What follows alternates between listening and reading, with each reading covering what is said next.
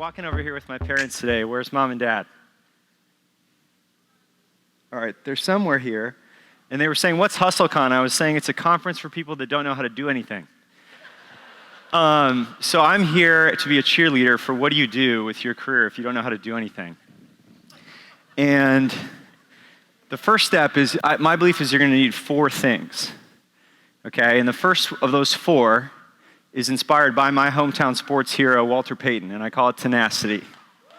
So I'm a Chicago boy and living in New York right now, but basically have got this belief that pretty much everything you need to know in life you can learn from being a Chicago sports fan. So I grew up the son of a Hindu mother and a Christian father, so I didn't really have a religion I could attach to growing up, but I wanted to believe in something. So what I believe in is the Cubs, right? There's really no reason for hope, but every year we still believe that this is going to be our year. And we have a Mecca that we go to, which is called Wrigley Field. We commune, we have a spiritual gathering. Nothing really goes that well, but we come together anyway, which is sort of kind of like an organized religion way to think about it. So why I love Walter Payton is that he had an unbelievable career. Every touchdown he scored, with about 2 exceptions, he handed the ball to the ref. And he's my role model for the first of 4 traits that you're going to need, which is tenacity, which is a relentless desire to win, a tremendous resilience in the face of uncertainty. And then when you do succeed, you hand the ball to the ref. And after the game, you give credit to your teammates. I learned that from Walter. The second thing that you're going to need comes from our namesake, the bonobo. And I call it the ability to evolve. So can you guys name the 5 great apes? Bonobos, orangutans, gorillas. I think I heard chimps, and what's the 5th? Humans. That was really good. Okay, it takes a long time to get to humans usually, but yes, we are great apes with opposable thumbs, language, fire, and the ability to gossip. Bonobos, I would argue, are the most evolved in some ways. They've developed matriarchal societies with no violent conflict. And if you look around the world today, we could learn a lot from their willingness to get along with each other. And how do they do it? They put their women in charge. They tolerate and celebrate gay and bisexual behavior. They have adult males who play with their children all the way late through adulthood. They can be a bit of pedophiles, so don't pay attention to that part. Ignore that. But this basically is the future of the human species, and minus that one part. And so when you think about the history of great apes, if you look at the Congo River, it separates bonobos from chimps. And in chimps, you have a typical male patriarchy played out, a little bit like Hamlet or Macbeth. The number 3 chimp teams up with the number 2, they topple the number 1. Really ugly things happen in the night, and everyone wakes up screaming because the number 1 male chimp has been killed or been dropped down to a lower status. And so I think this is slowly what we're doing as human beings, which is we're evolving our society to a gender parity, a true partnership between the genders. And we're treating minorities very differently than we have. It's happening slowly, but 2015 was a big year in the US if you're gay or bisexual. And so when I think about evolutionary ability, I think that this is the core to what you're going to need as a human being in life. It's going to be core to how you build a great company, is the ability to evolve, to learn, to grow, to change your mind. And I think it's the second key ingredient after tenacity in becoming a great entrepreneur. The third thing that you're going to need, I call authenticity. And so this is me and Brian Spaley, my co-founder, in 2007 on the Inca Trail. And I like to say sometimes that I think Brian is the better entrepreneur of the 2 of us. Not only did he create better fitting men's pants, but he then went and created a second company after we had a co-founder divorce in 2009 called Trunk Club, and did an amazing job with the Trunk Club, and he definitely fits into the HustleCon mode. And what we brought to the party were 2 things. Brian brought these amazing, better-fitting pants. His basic observation was that pants don't really fit right. If they're an American cut, they're too boxy. If they're the European cut, they're too tight. And so he developed a pant that has a contoured waistband. And so if you ever take off your belt and you see the way that your belt curves as you wear it, our pant is built with that curvature in mind. In fact, this denim that I'm wearing, if you're looking to do some shopping today, it's called Jet Setter denim. It's got that curvature in the waist. It's got a more tailored fit through the thigh, and we offer it across 4 different fit silhouettes and then 40 sizes for each of those. And that's only made possible with a digitally native model, which was what I brought to the party. This idea that brands would be built digitally native. And if you're a dork like me and you like to read Medium late at night when you're trying to learn from other great entrepreneurs, I recently wrote a note called Digitally Native Vertical Brands from Bonobos and Menswear, Warby Parker and Eyewear, Casper and Tuft & Needle and Mattresses, Chubbies and Amazing Men Shorts, Everlane, Monica and Andy, Interior Define and Furniture, Air, Dollar Shave Club, Harry's. My opinion is these brands are the future of how brands get built. And we're really proud that Bonobos was the first in 2007. We spent 4 years pioneering that model, and then we discovered, wait a second, oh shit, this model isn't that profitable. How do we actually make money? And we decided that there was going to be a way to make great stores. And the stores are called guide shops. Raise your hand if you've been to a Bonobos guide shop. Okay, so we've got a lot of work to do. You come in, you get fitted, you get styled. We offer you more fit and size choice than would ever be possible in a traditional retail environment. We offer you great customer service, one-to-one. Think of it like a mini Apple Genius Bar on a day where Apple isn't that crowded. And we then ship you the product. So we remove from the equation the idea that you need to walk out and do your own fulfillment, and what we put in is a lot more fit, a lot more choice, a lot more color, a lot more print, and a heck of a lot better customer service. And so our authenticity for that is what's driven this company. And so don't think about a company that's going to make you money. Think about a company that you would do in a world where there was no money and you may be on the right track. The last thing that you're going to need is magnetism. And then magnetism to attract talent and capital and anything the company needs at all times. And this is easy to do at the beginning when it's a bright-eyed dream. It's hard to do later when you actually discover that things don't go exactly as you planned. And you go through difficult times. And you go through moments where you don't think you're going to make it. And you have to somehow summon enough self-belief that you're going to make it at the same time as you reconcile the doubt of the issues that you're facing. And in the midst of that, attract more people, retain the people that you have, and if need be, the capital to your venture. And so these 4 things together I call no I in team. And so this is a picture of me and my dad, who's the most selfless person that I know. He led our family as a great dad and never really felt like he had to take credit, never felt like he was going to do anything but take out the garbage, clean the kitchen after my mom cooked dinner. And this selflessness is fundamental to the humility that people really want to follow. And I learned it from my dad, so please give it up for him. He's in the audience here today.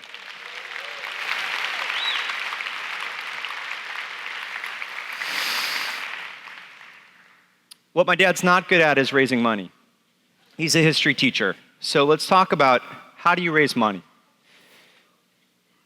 So I have learned a lot about this because I'm the founding CEO of Bonobos. I'm a board member at 4 other brands, including Interior Define, which is a digitally native furniture brand out of Chicago, Monica and Andy, which I'm building with my sister, a digitally native vertical baby brand, Hinge, which is a dating company, and didn't even have time to update the slide, but a brand called Air, AYR.com, which is a women's brand that we incubated inside Bonobos and spun out. And then I've invested both personally and through a fund called Red Swan in a bunch of other companies. At this point, about 50 other companies where I get to be an angel investor. And it's a privilege. By the way, I don't recommend doing this. It's not that focused. There's a lot going on, and so I talk a lot about getting one thing right. If you want to get something off the ground, what you want to do is get one product right. And so one of the things that I've written about, if you want to raise money, build a great product. And here's where I tip my cap to my co-founder, Brian Spaley. So this is a product called the Turks, and it was one of our first products. It was a pinwheel lightweight corduroy. It had great contrast pocketing liner. It had the curved waistband. And we basically launched Bonobos behind 8 styles, 8 different colors of this pinwheel corduroy product. That was all we had. And on just that product, this is what we did. So we got to about 50,000 run rate selling corduroy pants to our friends at Stanford. And when you have a few $1,000s from selling stuff to your friends, you have nice friends. But when you have $50,000 and you're not selling drugs, you might have a business. And so what you want to see is can you get to $50,000 of trailing revenue in about 6 months? And if you're doing that, then maybe you're onto something. And obviously, if you're building an enterprise software company or a SaaS company, this doesn't apply. But we're at HustleCon, where a lot of us are trying to build physical products. We're trying to build things that exist in the real world. It's not a conference aimed at people who are doing technical software-driven products. See if you can get to $50,000. And at that point, go try to raise money. Don't necessarily try to raise money beforehand. And if the question is, well, how do I do this? You've got to find enough money somewhere for inventory. But if you can't shake down, $20,000 out of your rich aunt, or if you can't find a way to get that first little slug of capital from somewhere, you're probably unlikely to get to that second step when you're talking to people who maybe aren't related to you. And so what you're going to discover is a concept that one of my friends who's an entrepreneur, his grandmother used to call supply is infinite.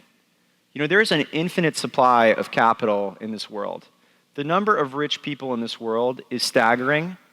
It's one of the smallest problems we have with society. We don't have too many rich people. We have plenty. It's a good thing because rich people can do things like make investment, and investment from a macroeconomic perspective is what drives our economy. And so when you take the perspective that just because someone said no doesn't mean that everyone's going to say no. It probably just means that like 53 more people are going to say no before someone says yes. And so you have to have the resilience and tenacity to power through that, and the magnetism, self-belief to keep going. But just keep going, don't worry. I think literally 1,000 people have said no to me on the way at Bonobos. We raised our first $8 million from 104 people because we had zero institutional capital support. And then one day in 2010, for whatever reason, the universe changed. We were 3 years into it. I saw 2 venture capital firms that were making investments in e-commerce, one called Excel, who invested in ModCloth, another one called Lightspeed, who invested in ShoeDazzle and later Honest Company, and those became our venture capital firms. But that was after 3 years of taking the perspective that supply is infinite. And virtually every venture capital round we've raised at Bonobos has required this tremendous sense that we're going to find it somewhere in this face of a significant amount of rejection. Okay, so now you've got a product that works, you've got the 4 qualities that are required, and you've got money. How do you build a great culture? I think building a great culture is a little bit like making a Mexican mole. And so somewhere in here, just pretend like you saw a slide about mole. It's got all these ingredients that are really hard to figure out. It's like if you ever had a good mole, it takes like 20 to 25 ingredients. And so if it tastes bad, you don't know why. And so most companies don't have a good culture. Mostly they're bad, but no one knows why. But everyone talks about why culture matters and why they want a great culture. And frequently they lie to themselves about having a great culture. And so one of the only ways to figure it out is you got to look at employee engagement scores. And you've got to be willing to talk to people who are at the ground level in your organization. And you've got to look at turnover, and you've got to look at your ratings on Glassdoor, and you have to internalize all these problems as your own, which I call it's all your fault. Founding CEO is a beautiful job because everything is your fault. It's not even like being a US president where you can just blame it on the last person. Founding CEO, you started the company, so it's all your fault. So how do you make a great culture? In my opinion, it starts with having a mission and a vision that people understand. And so at our company, we have this brand story and purpose that we talk about, the evolution of mankind starting with pants. And saying, you know what, we have great fit and we have great customer service, but how do we actually have a story about what we're doing that matters more? We reinvented the fit of a men's pant. We've now brought that to great shirts and suits with products like our Daily Grind dress shirt, which we're about to release with an amazing foolproof elbow and that's got the same kind of concept of fit, or the Jet Setter suit. And then, by the way, we don't think traditional retail stores work, so we're going to reinvent that. What might we reinvent next? And bringing that sense of passion for a mission as the number one hiring criteria, and making sure people care about this. So how do you test it? The way that you test it, in my opinion, is you make someone 2 offers. You offer them 1 cash offer with more stock, and then you offer them higher cash with lower stock. And if they go for higher cash and lower stock, you try to talk them out of taking the job. The second thing that you need to do is figure out if they're aligned with your core virtues or core values. So we at Bonobos talk about these 5 core virtues or human values that we look for. Are you positive? Do you put more goodwill than you take out? It doesn't have to mean you're gregarious or sociable. You can be a positive introvert. You can feel it in someone's spirit. Usually I can tell right at the beginning of meeting someone, do they have positive energy? The second is intellectual honesty. I like to ask people in interviews, when's the last time you changed your mind? Or what's the thing that you most passionately believed at one point in your life that you no longer believe? If someone sits there and goes, I don't know. Probably not someone you want to hire. You need people who can look at data and change their minds. Judgment. The best way to evaluate judgment is all the decisions someone has made in their life up until the moment that you've met them. You can usually tell if someone has good judgment just from looking at LinkedIn. Does their career make sense? Are they making good decisions about where they go? Judgment is about, do you make good decisions in the face of uncertainty? You don't even need to meet someone to figure out if they have good judgment. Empathy. Do they think about the world from the perspective of other people? You know, most of us spend our lives inside our own heads. It's remarkable how little other people actually care about us. And yet we assume they do. Most of us are spending 99% of our energy thinking about ourselves. And so just the ability to carve off maybe 20% of your energy and imagine it from the world of the perspective of others. This is what bonobos teach us. Although they have less language capabilities, supposedly they're more empathetic, and they're more likely to be imagining that world, which is an incredible thing to think about. And then lastly, self-awareness. You know, it's sad, but the research shows that other than being tall, white, and male, and named John, the highest criteria of Fortune 500 CEOs are two things: the ability to make good analogies and being self-aware. And Daniel Goleman has written an amazing article about this called Self-Awareness, What Makes a Leader, which is if you want to cultivate the one thing that you can control that is likely to make you a great leader, it's self-awareness. It's the ability to be non-defensive about the things about you that suck, to understand your weaknesses and to be able to talk about them with other people in the room, and then to own your power, own your strengths, to be unafraid of it. These are the 5 ingredients that we look for at Bonobos, and most importantly, we fire on these 5 core values. So you try to hire on them, but you're frequently going to get it wrong. Or I should say, you're not infrequently going to get it wrong.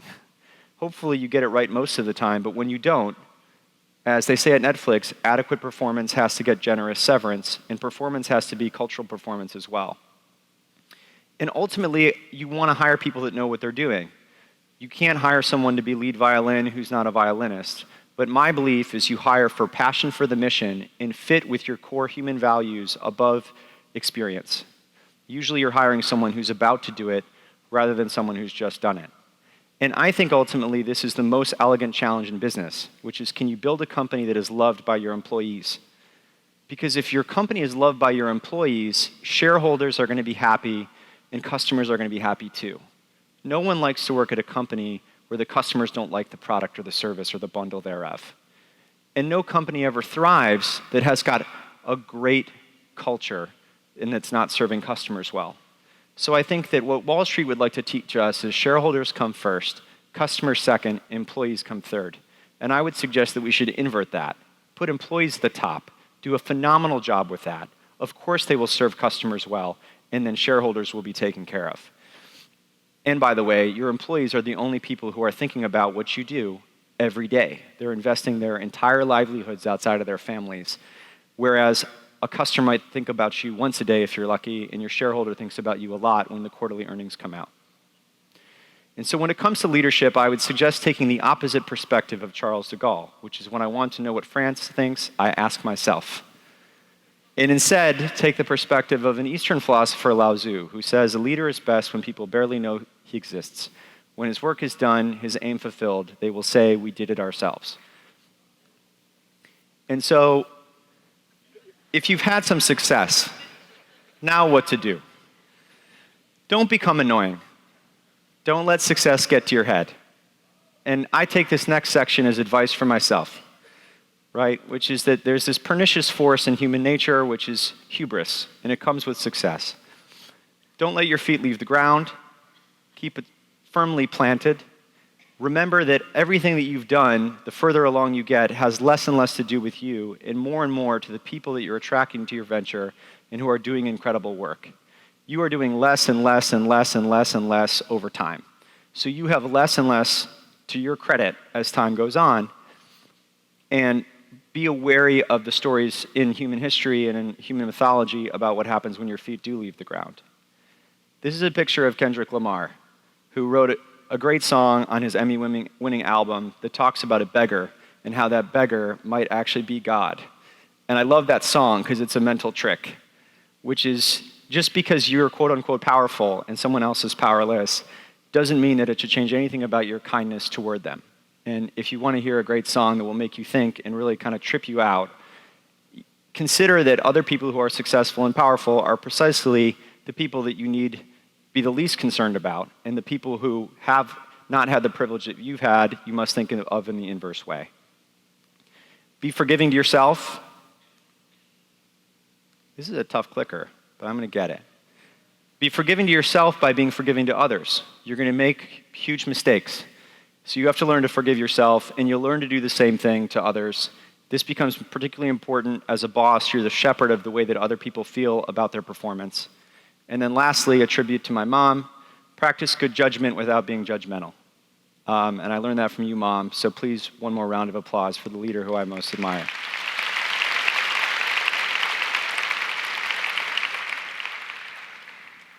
The final thing I have to say before just maybe some brief questions is my favorite poem on resilience, and it's called Never Give Up. It's by the Dalai Lama. Never give up, no matter what is going on. Never give up. Develop the heart. Too much energy in your country is spent developing the mind instead of the heart. I think he means America. Be compassionate, not just to your friends, but to everyone. Be compassionate. Work for peace in your heart and in the world. Work for peace, and I say again, never give up. No matter what is happening, no matter what is happening around you, never give up. And I was on the phone with my sister this morning. She's working through a fundraise for her company, Monica and Andy. It's every bit as tough as all the fundraisers that I've ever been through, and I've been through 8. And I said, it's like a journey song. Don't stop believing. And as long as you believe in yourself, you'll get it done. Thank you very much.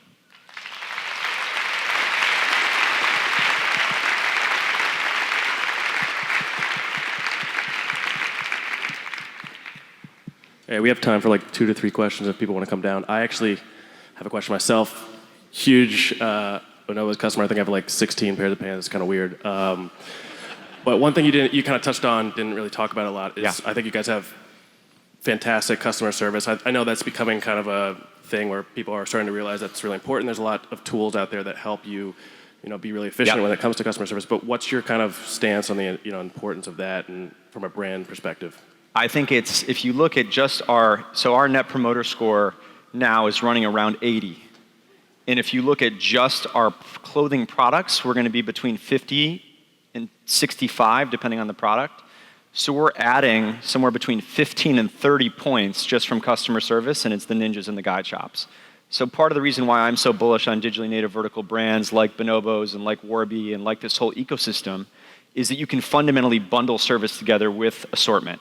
And we found that it comes in 3 ways. It's about the right technology enablement of service, so fewer contacts. You actually want to drive down your contacts per order through great web and mobile experience. It's about having great online service, which in our case is the ninjas, who, if you look at the ninjas, they have an NPS of 90. And then now it's about the offline and having the offline have less inventory management and more customer service. So I think it's a huge part of the whole experience. Thanks for the question. You mentioned earlier, once you hit the $50,000 run rate, maybe time to start raising some money. What are your thoughts on bootstrapping versus raising? I think they both are extremely viable paths. I think that if you have an ambition to control your own destiny more fully, and your instincts are you want to kind of keep it and maybe have it for longer and have higher percent ownership, I think that bootstrapping can be a phenomenal path. I think that raising capital is if you start to get wider eyes about the opportunity and you want to accelerate. But I think both are unbelievably viable ways to build something. And I think where you get into trouble is where you end up doing something that's inauthentic. So I've seen a friend of mine who started a business raise capital for it, even though he's really a bootstrapper by heart, and he was miserable, right? Because of that pressure and that expectation. And I've seen the flip of it, which is someone that really wanted to go for it and they couldn't raise capital, and they were miserable by that. So I think you've got to look for that authentic. It all comes back to authenticity. Thank you. Thank you. Hi, my name is George. Thanks for George. coming, Andy. What's up, man?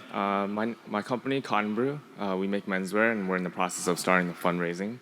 And we want to reach out to angels. And you mentioned you guys raised from over 100 angels initially. What would you recommend as far as finding the relevant angels so that we can reach out to them scalably? It's two things. So 99.9% of angels don't want to invest in your company. It's just kind of a way to think about any company. So you got to find that 0.1%. And I think the number one way to find the 0.1% is people who've invested in similar kinds of companies, because then you don't have to filter for, will they do a consumer retail investment? Will they do a consumer retail menswear investment? That's number one. And then number two, I think the best source of angel investor recommendations is other entrepreneurs who say those angels are good. So whenever you meet an entrepreneur, say, hey, do you have any angel investors that you really like? Write down those names and then ask them, would you be open to making an intro? Let me send you my presentation or let me share with you what I'm doing. Would you be open to seeing if that angel investor wants to meet me? Okay, thank you. Good luck. Hi, my name is Jeanette Kvisvik. Hi. I'm the founder of the shopping service Villoid. Hi. It's an iOS app. We are just before we have reached our product market fit and we're about to grow. What is your key advice when it comes to growing and scaling in terms of customer base?